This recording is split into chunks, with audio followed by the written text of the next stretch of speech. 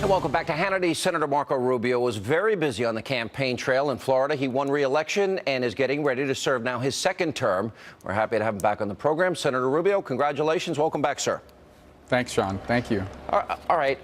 I guess the biggest question is Republicans for a long time have said, all right, we need the House. We need the House and Senate, and we also need the White House. Now that moment of opportunity exists.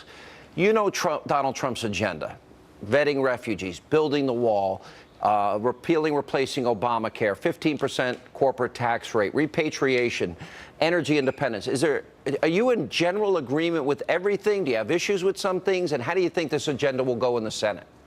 Well, you know, foreign policy, we'll see how that develops. He's had, as I said, he's never held public office before, so he said some things on the campaign trail. We'll see how that translates to foreign policy.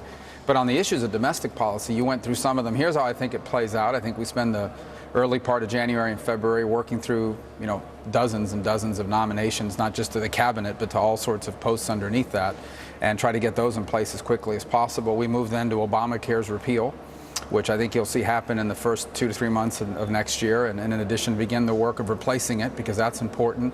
And then you talk about some other elements. You talk about border security. Building the wall is a phrase that actually is about securing the border and enforcing our immigration laws, and I think that's something we need to move on first. I've said now for a long time that it is the key that unlocks the door to be able to do anything else on immigration. So my view is that the first 3 or 4 months we're going to be busy. I was going over the Senate schedule for next year, and there's very little recess breaks. I mean, it's going to be a lot of work that's been planned into the time frame that we're going to be here, and the reason why is we anticipate being very busy. Those items that we just discussed, not to mention we need a budget. All those things are going to take a lot of time, and I'm excited about finally being in a position to pass laws and repeal laws and have a president that will actually sign it. What if Senate Democrats are obstructionists? They set the precedent using the nuclear option. Is that something Mitch McConnell should consider?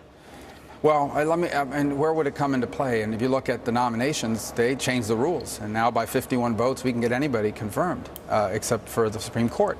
And so that's why I fully anticipate that by and large, unless it's someone that something troubling comes out, you're going to see the president-elect get his nominees. Why couldn't you use it for the Supreme Court, or can you? Well, I mean, that's an interesting question. I believe we're going to get the Supreme Court nomination with the current rules. I really do. And I know he put out a list during the campaign of very qualified people.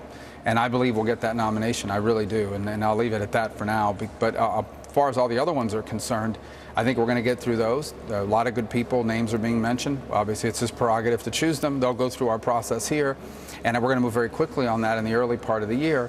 And you talk about Obamacare repeal, it was passed through reconciliation. That's 51 votes in the House, in the Senate. And so 51 votes in the Senate, we can repeal Obamacare using the exact same process. And that's, in fact, the Senate's already done that. We just didn't have a president that would sign it. Now we do.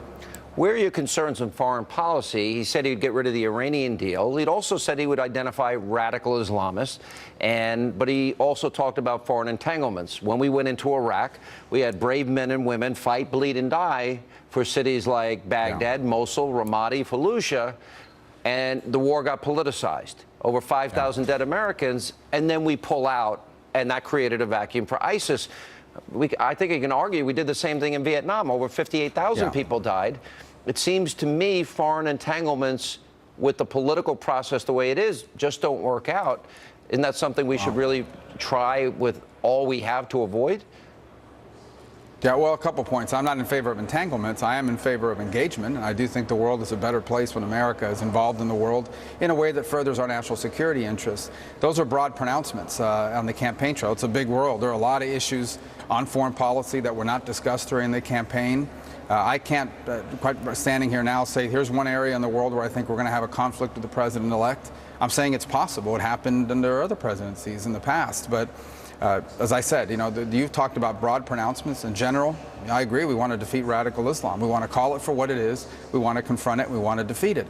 As commander-in-chief, he's going to have a significant amount of leeway to conduct that and make that happen. There might be some differences of opinion on some issues. I don't have one to point to for you right now, but if there is, then we'll do our role, which is the Senate's independent of the presidency, and it's our job, no matter who the president is, if they do something you don't agree with, to stand up to that. But I'm not prepared to do that right now because, as I said, nothing's moving on that, and I think he's still trying to formulate the specifics of a lot of these things. Yeah, I saw the people of Miami, and they celebrated the death, as did I, frankly, of one of the world's brutal, murdering dictators, Fidel Castro. But then I read the comments of the president, which I thought did not capture the truth of who this man was, and frankly, the Pope, the Prime Minister of Canada. What was your reaction to that? And Donald Trump's comments, I thought, were dead on. Yeah, I liked what the president had to put out. And as I said about the time when the president's statement's put out, you cannot talk about the legacy of Fidel Castro without discussing the fact that he forced into exile almost 20% of his homeland's population. The fact that he brutally executed people summarily, that he jailed people for 20 to 30 years, that he allowed no political dissent on the island and still did not. Without talking about the human rights abuses, the way he fomented insurrection and revolution all over the world and furthered communism and sowed instability in virtually every country in the hemisphere, you can't leave any of that out. And somebody had a comment the other day, they compared how the press talked about, and the New York Times talked about Pinochet when he died, versus how it described Fidel Castro as some sort of heroic figure. And so for me, any statement about his death has to mention the countless numbers of victims, both because of exile, because of jailing, and because of being murdered by his regime. And no, there is no way to talk about his legacy without talking about that, because to me, it is the part that stands out the most. Well said, Senator. Congratulations on your re-election. Great to have you back. And coming up, an interview you don't want to